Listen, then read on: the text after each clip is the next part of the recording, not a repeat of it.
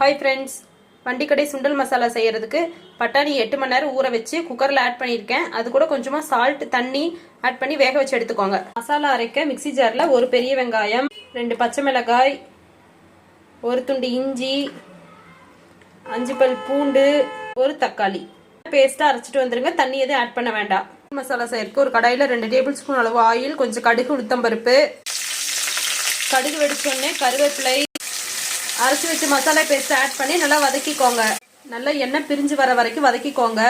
கொஞ்சம் மஞ்சள் தூள், காரத்துக்கு தேவையான அளவு வரமிளகாய் தூள், 1 டேபிள் ஸ்பூன் மல்லித்தூள், கொஞ்சம் கரம் மசாலா இதெல்லாம் ஆட் பண்ணிக்கோங்க. நல்லா வதக்கிக்கோங்க. மசாலாக்கு தேவையான அளவு உப்பு. மசாலாவோட பச்சை வாசம் போனோடனே வேக வச்ச பட்டாணி ஆட் பண்ணிக்கோங்க. தண்ணியோட ஆட் பண்ணிக்கோங்க.